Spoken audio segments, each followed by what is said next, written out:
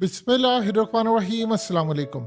दुनिया में बड़े बड़े बड़े बड़े बेशरम लोग देखे हैं, लेकिन इजराइलियों से बढ़कर बेशरम इस कायनात में कोई भी नहीं है, कोई भी नहीं हो सकता। इन्होंने गजा के हॉस्पिटल पर जो बमबारी की है, आप जरा ये फुटेज देखिए।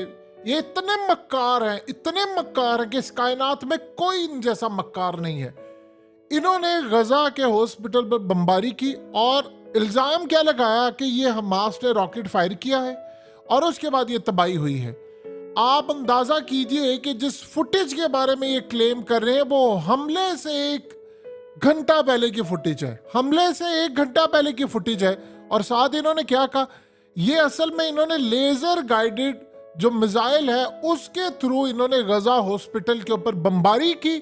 इन्होंने हजारों के हिसाब से मुसलमानों को वहां शहीद किया, डॉक्टर्स को शहीद किया, सबको शहीद किया। क्या डॉक्टर्स, क्या नर्सिस, क्या पेशेंट्स, क्या बच्चे, सबको शहीद किया। और आप अंदाजा कीजिए वो जो बाइडेन जिसने मुसलमानों को रोका हुआ है कि तुमने इसराइल के खिलाफ कोई बयान नहीं देना, तुमने फोर्सेस रवाना नहीं करनी, तुम सारे मुसलमान को अपनी ताकत बनाकर उस पर न चढ़ दौड़ना, वो लैंड किया इसराइल के अंदर। और जब लैंड करते नेतन्याहू को मिला तो उसने कहा कि तो मुझे पता है कि आप लोगों ने जो काम किया आप हीरो हो, ये आप पर हमला हुआ है, ये जो गजा के ऊपर हमला था ये धमाका था और ये आपने नहीं किया, ये दूसरी साइड ने किया, यानी ये हमास ने किया है और हमें पता है। ये इसकी औकात है। आप अंदाजा कीजिए, ईरान ने बिल्कुल सही ऐलान किया है, उन्होंने सिर्फ एक ही इसका जवाब दिया है। और अब इस सारी सूरत हाल में उनका जवाब तगड़ा था, उन्होंने कहा टाइम इज अप, खत्म हो गया इसराइल तुम्हारा वक्त। आज जद्दा के अंदर मीटिंग चल रही है, मोहम्मद बिन सलमान ने भी इनकी बर्बरियत का कहा है और ईरान ने जो स्याह झंडा है वो असल में उसको लहरा दिया है। और जब आप स्याह झंडा लहरा देते हैं तो इसका ये मतलब है कि आपने 100 का जो ऐलान किया है अब उस 100 का बदला जाएगा। ईरान के अंदर इसको इस तरह कंसीडर किया जाता है।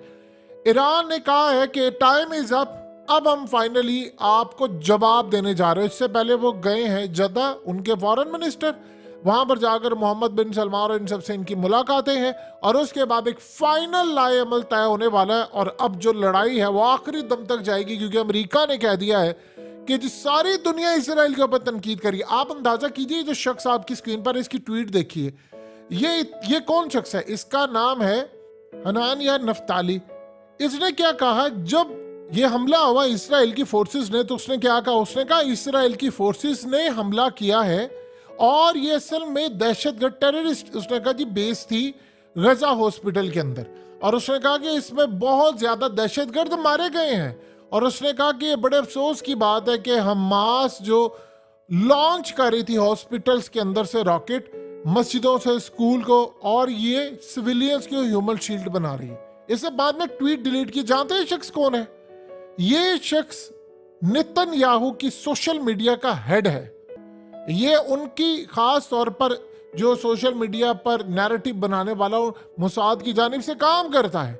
उसने ये बात की और बाद में उसे डिलीट कर दी, क्योंकि जब उसने देखा जो हमला हुआ था, इन्होंने असल में प्लान किया हुआ था कि हम हमला करके कहेंगे कि हमास के दहशतगर्द मारे गए, लेकिन जो फुटेजेस वहां से आई वो तो सारे सिविलियन थे। इन्होंने प्लान किया था। असल में हुआ ये था कि इनको रिपोर्ट मिली कि हमास के कुछ लोग वहां पर जो जख्मी हुए वो अपना इलाज करवा रहे हैं, 2-3 लोग थे वहां पर। इन्होंने असल में उनको मारने के चक्कर के अंदर पूरे का पूरा हॉस्पिटल ही उड़ा दिया। और जब इन्होंने पूरे का पूरा हॉस्पिटल उड़ा दिया तो उसके बाद जो दुनिया का रिएक्शन आया, फिर उन्होंने कहा जी देखिए ना, ये फुटेजेस हैं, वो जी वैसे है वैसे है। ये असल में एग्जैक्टली इन्होंने रेप्लिका करना है। हकीकत टीवी आपको कब से ये बार बार ये फुटेज दिखाता रहा, जिसके अंदर वो एक कार्टून सी दिखाते हैं कि iPad Go to, जिसमें उन्होंने क्लियरली बताया है कि एक मिसाइल आएगा और मिसाइल मस्जिद अक्सा पर हमला करेगा और मस्जिद अक्सा तबाह हो जाएगी, शहीद हो जाएगी। ये इन्होंने करना है, यही काम ये करेंगे। मस्जिद अक्सा के ऊपर जब मिसाइल दाग देंगे तो उसके बाद इन्होंने कहना सारी दुनिया को ये हमास ने किया। अब जो हालत इस वक्त शुरू हुई है वो इसराइल पकड़ा गया है, क्योंकि वो फुटेजेस जो है वो 1 घंटा पहले की हैं, जो ये कह रहे हैं जी वहां से मिसाइल आया था और वो जी हमास का था। वो मिसाइल था ही हमास का, लेकिन इन्होंने उसको तबाह किया और उसके बाद लेजर गाइडेड मिसाइल उसी दौरान इन्होंने गजा के हॉस्पिटल पर दाग दिया। वहां के डॉक्टर्स ने जो प्रेस कॉन्फ्रेंस की, उन्होंने कहा कि हमें इजराइल की डिफेंस फोर्सेस ने कहा था कि आप हॉस्पिटल खाली कर दें, नहीं तो हम इसको बम से उड़ा देंगे। उन्होंने कहा कि हमें, इन्होंने वार्न किया, वो बेचारे जो हेड थे और चीजें थी वो उस वक्त हॉस्पिटल में मौजूद नहीं थे। उन्होंने आकर सारी दुनिया के सामने कहा कि इन्होंने हमें आकर वार्न किया है और इन्होंने हमें कहा है कि हम उड़ा देंगे सारे का सारा हॉस्पिटल अगर आप यहाँ से नहीं निकले, क्योंकि प्लान इनका यही था कि गजा के अंदर सारे सिविलियंस जो है वो निकल जाए और हम इस पर कब्जा कर सके। अब आप ये देखिए, मिस्र ने इनको कह दिया, मिस्र ने कहा कि अगर गजा से माइग्रेट करके गए, निकाले गए, तो फिर वेस्ट बैंक से सारे बंदों को निकाल कर वो मिस्र भेज देंगे और ये होने वाला है। यानी कंप्लीटली फलस्तीन मुसलमानों के हाथ से निकलने वाले। आप अंदाजा कर लें जरा यार, वो जो बाइडन वो उधर लैंड करता है और उसको, यानी पंजाबी में कहता है जप्पा बहा के कहता हो यार तू फिक्र ना कर, मुसलमानों को मैंने संभाला हुआ है, तो मुसलमानों की परवाह ना कर, वो कोई नहीं आते तेरी तरफ, कोई फोर्स नहीं उनकी आती, ये 57 इस्लामिक ममालिक हमारी मर्जी के बगैर कोई कुछ नहीं कर सकता, तो टेंशन ना ले इस बात की। तो मार जितने मार रहे हैं, साथ ही इतनी ज्यादा उन्होंने लोगों को मार दिया। और मारने के बाद क्या कहता है जो बाइडेन? जो बाइडेन मारने के बाद कहता है कि हमें पता है तुमने नहीं मारा।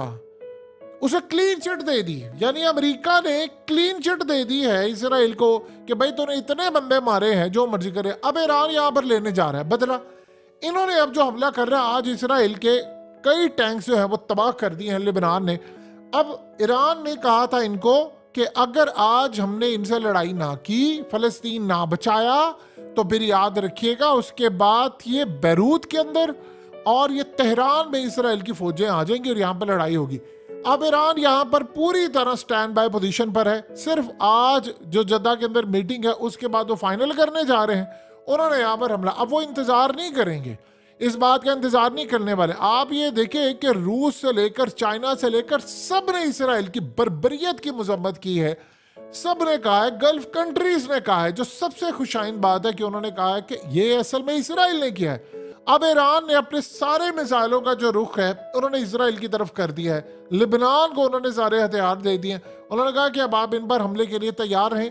और उधर एक बात आप ध्यान में रखिएगा, जो सबसे बड़ी बात है, अभी तक अमेरिका ये कोशिश कर रहा है कि उम्मत मुस्लिमा के जितने ममालिक हैं उनमें से अक्सरियत सिर्फ मजम्मत करें, ज्यादा से ज्यादा सिर्फ मजम्मत करें और ये ऐलान करें कि जी हम कोई एड वेड दे देंगे। इससे ज्यादा किसी को, यानी कोई अपने जहाज ना भेजे, कोई अपनी फोर्स ना भेजे, कोई अपना मिसाइल ना भेजे, ये कोई नहीं ऐलान करेगा। बस ये ऐलान होगा कि जी हम कोई एड दे रहे हैं, हम कोई फलाना दे रहे हैं। तो वो अमेरिका पूरी कोशिश इसमें ये की है उसने इसराइल को इस बात की छोटी दी हुई है कि तुम बेफिक्र हो, मैं इनको तुम्हारे तक पहुंचने नहीं दूंगा, उससे पहले इनको मेरा सामना करना पड़ेगा। इसीलिए आप देख ले, तुर्की से लेकर बड़े ममालिक तक किसी ने अभी तक ये ऐलान नहीं किया कि हम गजा के अंदर अपने टैंक्स या अपने जहाज या अपने मिसाइल या अपनी चीजें भेज रहे, सिवाय ईरान के।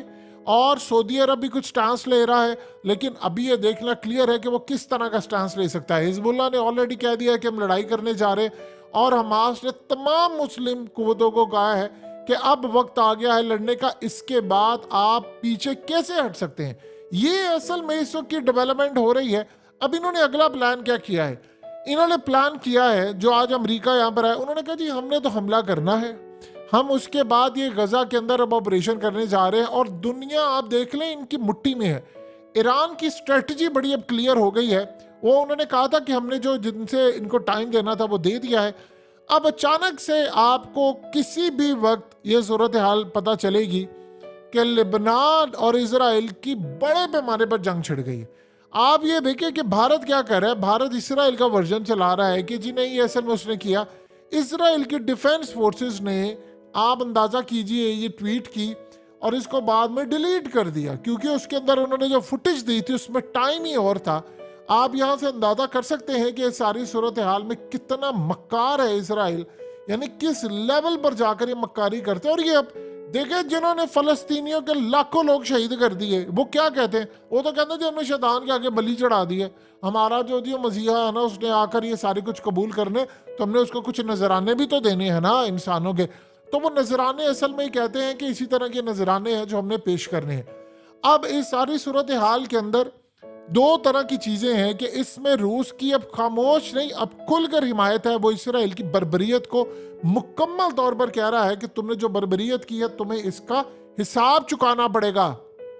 ईरान असल में रूस से पूरी तरह मदद मांग रहा है। शाम के अंदर रूस अब पूरी तरह स्टैंड बाय पोजीशन पर है, क्योंकि आप ये देखें कि इन्होंने इसके बाद ये सारी सूरत हाल होने के बाद अभी ग्राउंड ऑपरेशन में कोई कमी नहीं लाई। उन्होंने कहा कि हमें ग्राउंड ऑपरेशन करना है, हम यहाँ पर मारेंगे। असल में उन्होंने जो मिसाइल हमला किया है उसके बाद उन्होंने कहा कि अगर हम इनको कहेंगे तो बाकी हॉस्पिटल्स को भी उन्होंने कहा है कि आप यहाँ से छोड़कर चले जाएं, अगर आप नहीं जाएंगे तो हम आप पर भी मिसाइल दाग देंगे, उन्होंने आकर कह दिया है। और इन्होंने दोबारा मिसाइल हमला कर देना। लोग ये समझ रहे हैं कि आज पूरी दुनिया से रिएक्शन आ रहा है, आप देखिए कोई रिएक्शन नहीं। बातों की हद तक इसराइल को फर्क नहीं पड़ता। उसको फर्क उस दिन पड़ेगा जब कोई अपना मिसाइल लेकर आएगा, अपनी फौज लेकर आएगा, अपनी एयरफोर्स लेकर आएगा, तैयारे लेकर आएगा और कहेगा अब मैं आ रहा हूं मदद करने के लिए।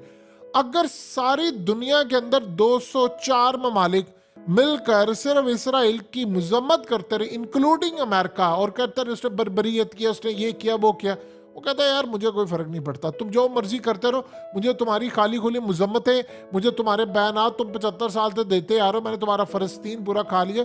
उनको इस बात का कतन कोई फर्क ही नहीं पड़ता। तो ये असल में इस वक्त की जो डेवलपमेंट हुई है उसमें ईरान ने अब अपने मिसाइलों का रुख तो उधर कर दिया और साथ उन्होंने ऐलान कर दिया है कि आपका टाइम अब खत्म हो चुका है। हमारी अगली स्ट्रेटजी ये है कि हमने इजराइल के मिलिट्री इंस्टॉलेशन के ऊपर सबसे पहले हमला करना है। अब वो पहले इंतजार कर रहे थे कि गजा के अंदर ये कोई इन्वेजन करते हैं या गजा के अंदर जाकर ये कोई ग्राउंड ऑपरेशन करते हैं या कोई मामला करते हैं। उनकी क़यादत ने उनको दे दिया है ग्रीन सिग्नल कि अब आपको कोई ज़रूरत नहीं है, आप जो मर्जी करें।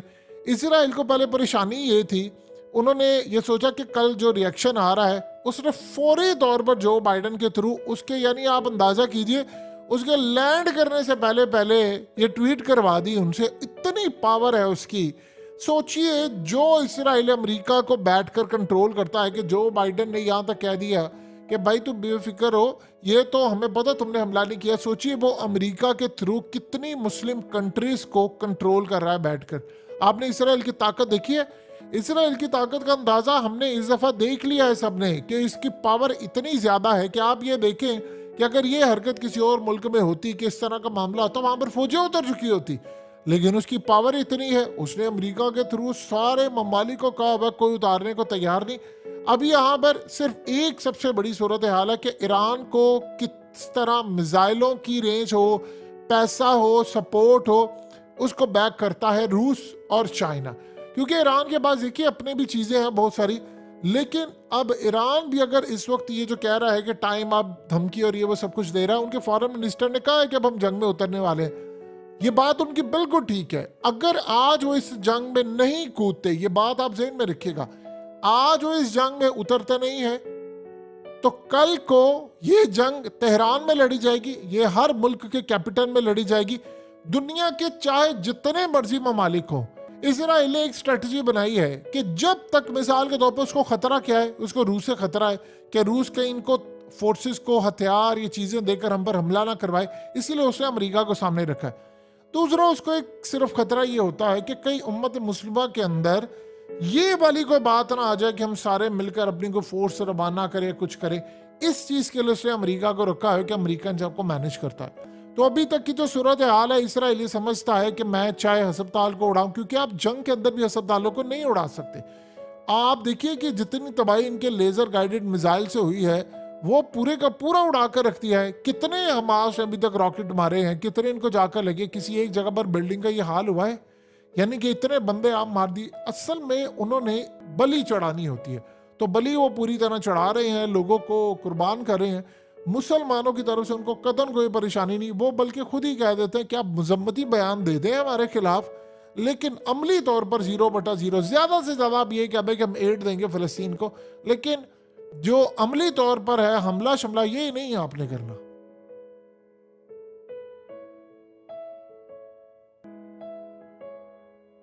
हकीकत टीवी को सब्सक्राइब करना मत भूलें, वीडियो को लाइक करें, शेयर करें और कमेंट सेक्शन में अपनी राय का इजहार जरूर करें।